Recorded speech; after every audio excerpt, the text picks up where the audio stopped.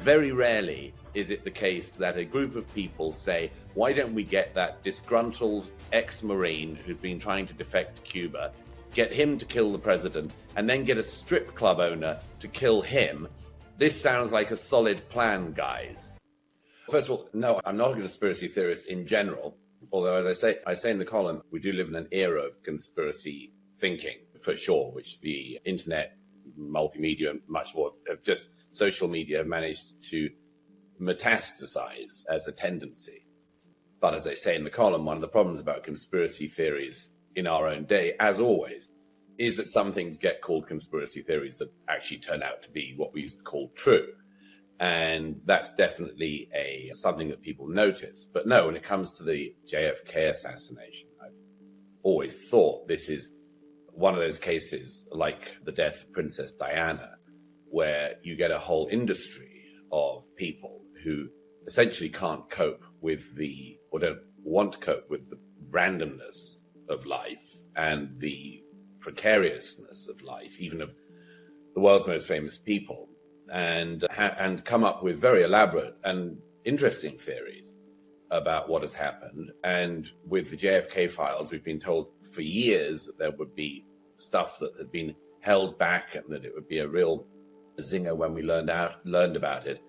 And since President Trump's order to release the remaining files on the assassination of President Kennedy, we now know almost exactly what the Dallas police knew within a few hours of the shooting 50 years ago. And that's already disappointing some people. And as I say in the piece, you can never kill conspiracy theories because they are by nature self-reinforcing. If the evidence isn't there, it means that there is evidence that's being kept from you still. And conspiracy theories tend to gravitate towards the Jews. And certainly with the JFK assassination attempt, in the sort of drumbeat, in the build-up to the release of these files, there was a lot of talk online and elsewhere in print, in some places in print, about the fact that Mossad may have been involved in the assassination of JFK, that it has something to do with Israel acquiring nuclear weapons. What did you make of that? Did you just think that was typical Israel hatred? That's corners of the internet who will always go there. I noticed that the very day that the files were released, when nobody would have had time to go through even a fraction of the documents, various online figures were immediately doing live chats saying things like Mossad, the CIA, and JFK assassination. There's a reason for that, which is that if you do that, you will get quite a lot of people coming to your chat. Whereas if you say, with all due respect, guys, I'm going to read through all of these documents or even a portion of them, and then I'll report back. People don't want to watch people reading documents live and poring over them and working out what's not been redacted and what has. That's much more boring, much more exciting, much more stimulating, much more grabbing to people's attention is trying to allege that there's some conspiracy that's been revealed, which in fact has not. It's not just there's so many theories and always have been about the assassination of JFK. And as I mentioned in the piece, one of the things that has happened with it over the years is something which I've always found very interesting about genuine conspiracy theories in general, which is you can not only never dampen them down, but there are certain techniques that conspiracy theorists get hooked onto.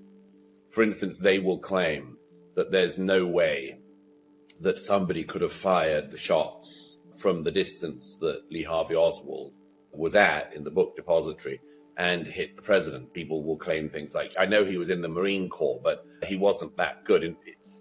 In fact, magic bullet, as it's called.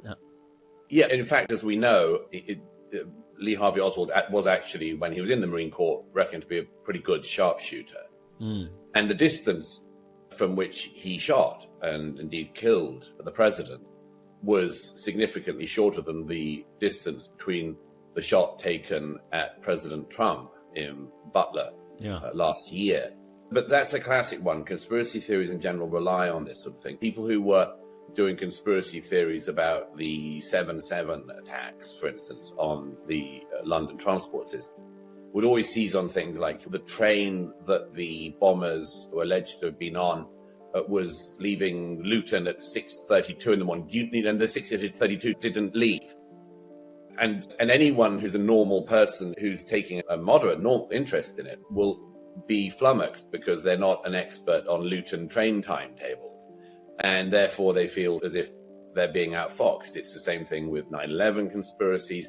It's always that they will focus on details of the story which they believe are the great tells. And in fact, very often, and certainly in the case of the JFK files, that what they think are the very exciting missing facts aren't there. People will even now will say things like Lee Harvey Oswald didn't confess to the cameras when he was there before Jack Ruby killed him. And again, interestingly enough, human beings behave strangely, particularly people who've just shot the most famous person in the world. Yes. I think what strikes me about the story is that obviously the CIA, these files were not released for a long time. And then when bits of them were, they were quite heavily redacted. And so that obviously feeds suspicion, and conspiracy theories feed off a lack of transparency. And there is also this very American obsession with classification and redaction. And it's a very American federal government thing. We've had lots of stories in the last few years that are to do with classified documents and to do with redaction. Yeah. And a lot of people read conspiracy into it, where really I think it is just a sort of a peculiar American, a particularly American fetish. It's very interesting, isn't it? Because in the case of the JFK files, and I know this from a bit from speaking to people who are in Trump's first administration, the passages that were still redacted turn out to be things like the social security numbers of various people. So in other words, the bit of the page that people are hoping says, and this is when LBJ said, we've got to kill JFK, actually is just someone's social security number, which is rather boring, certainly if you're hoping that the great cathedral is going to fall down. In fact, the passages and the pages that have been redacted before in the JFK files significantly appear to be the CIA trying to make sure that their operational tactics, including following Lee Harvey Oswald, who of course tried to defect not just to Moscow, where he tried to kill himself, but also to Cuba, that they didn't want to know the techniques they were using to monitor him, and probably to some extent didn't want it to be known that he was on their radar and they missed him. And what's fascinating about that for anyone interested in conspiracy theories is that by doing that, inadvertently the CIA massively increased the conspiracy theories about their own involvement. The people who have studied these things in the past are quite often actually, as I understand it, given advice to the federal government and federal government agencies that this is precisely why they should be more upfront and less secretive about things, because the more that you do cover over a story, or the more you try to hide things and don't explain why you're hiding them, the more you fuel whole industries of people who will come up with explanations, including that the federal government did it. And that's always got a deep oddity about it. I mentioned in the piece, one of the people who's a serious position now in the Department of Health, heading the Department of Health, RFK Jr., has said in the past that he thinks the evidence is, quote, overwhelming that the CIA was involved in the murder of his uncle and indeed father. And there are lots of personal reasons, I'm sure, why he feels that. And I think there's lots of psychological reasons you can put onto it. But as I mentioned in the piece, I always thought that was rather odd in itself, because if I lived in a country where I believed that the authorities managed to kill not just my father, but also my uncle, I'd hot-footed out of that country quite fast. And there's a lot of stuff in the ether. I agree with you to some extent. It's become an American thing, and I think this is in part, and it should be in the future, something that the government thinks about. I think it's in part because of the nature of holding information back and not explaining why. And then, just finally on that, I was very struck, and I say in the piece, that it's not like the conspiratorial mindset is onto nothing, because we have seen, for instance, just the news last week that Richard Dearlove, the former head of MI6, in early March 2020, told the British government, Prime Minister Boris Johnson, that it was almost certain that the COVID-19 virus had escaped from the lab in Wuhan that was working on creating precisely such viruses. So the British Prime Minister, officials knew that, meant their American counterparts knew that. And throughout that era, everybody, including me, who was saying it seems more likely that the virus came from the lab that was working on exactly these viruses, was called a conspiracy theorist. And unless you believe that it was because of that the virus actually came from Chinese people eating bats, which itself was a rather more unpleasant explanation, actually, then you were some kind of conspiracy theorist. That has fallen apart only in 5 years. Not that it needed 5 years, but the claim that the lab leak was a conspiracy theory has fallen apart in our time in relatively short order. And it's inevitable that if you've seen that happen with one thing, you'll see it with others, and you'll believe that it's rife everywhere. And I don't think it follows that just because our governments covered up the origins of the COVID-19 virus, they also killed JFK, RFK, and almost everyone else. Conspiracy theory thinking has got a lot more dramatic over the years. It's spread everywhere in the last 10 to 20 years. And as you say in your piece, a lot of people pin this down to the internet.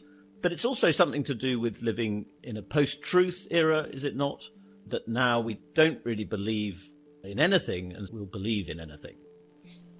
Yes, I think there's something in that. I hadn't heard post-truth for a while. That's a very Trump one. Bringing it back.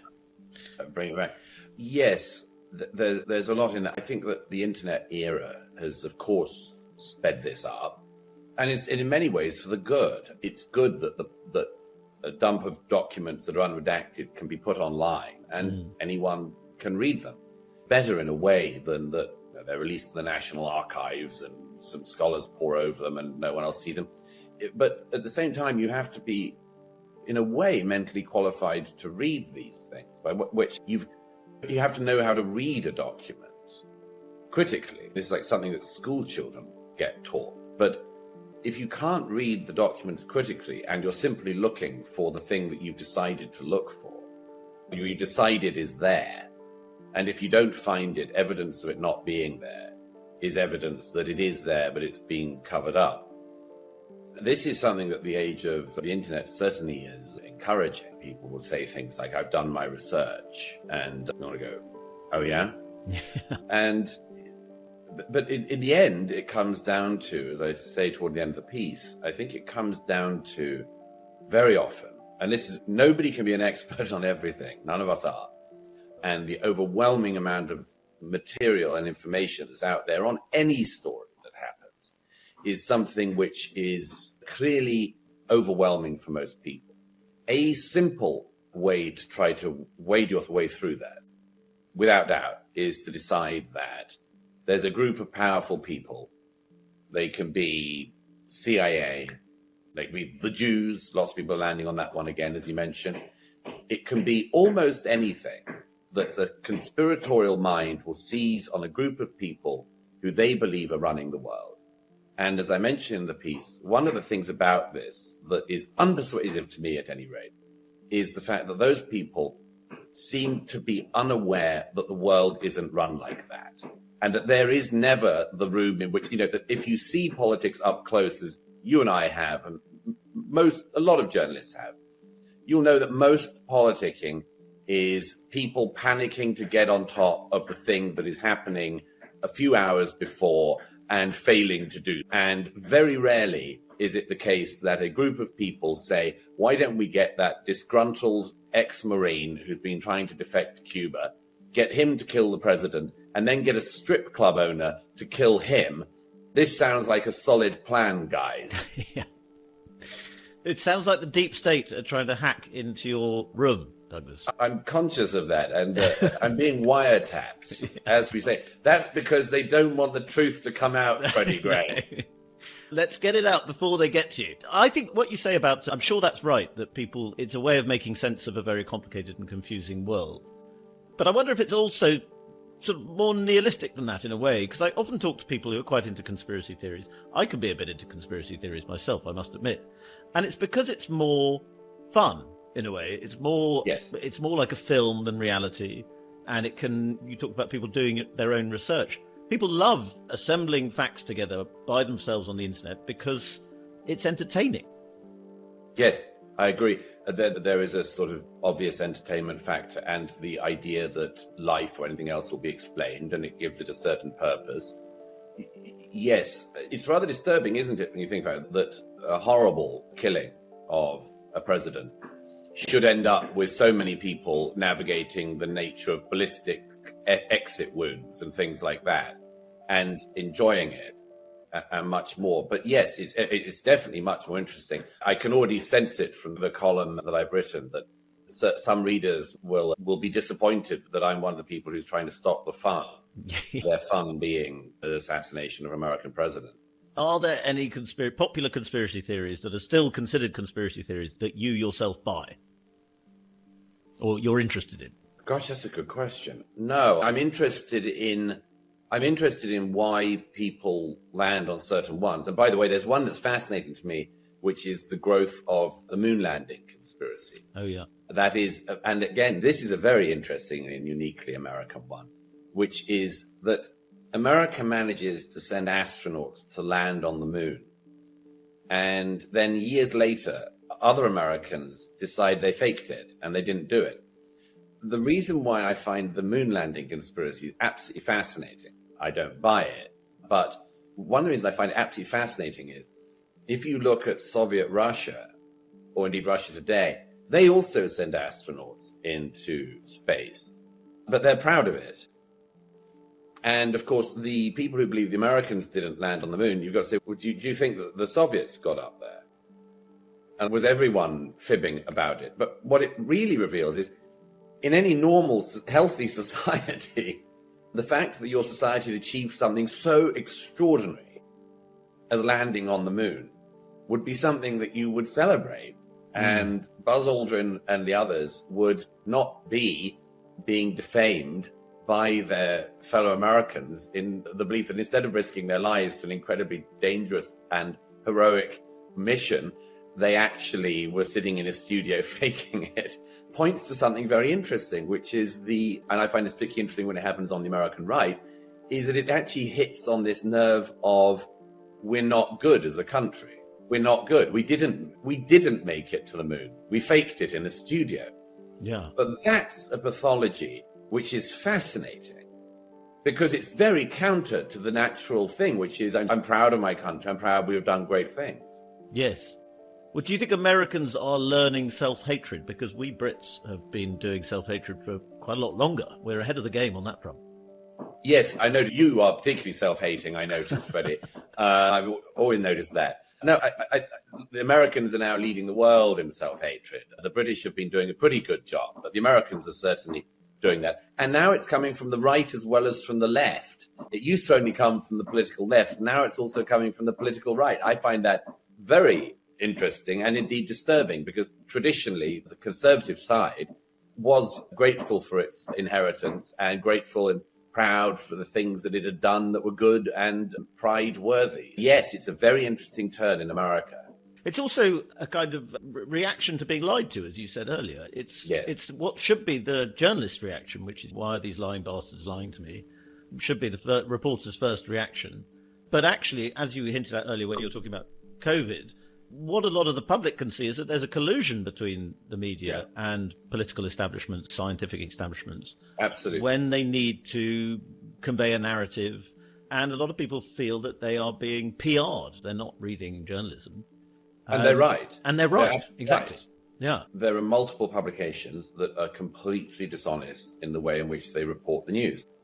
And America is filled with such publications, papers and channels which say things that are put through a specific spin and a specific lens before they arrive on your breakfast table. And the interesting thing about that in recent years has been that the public in America in particular, they're really wise to that. They're really wised up to it. They know that what they're being told is being spun.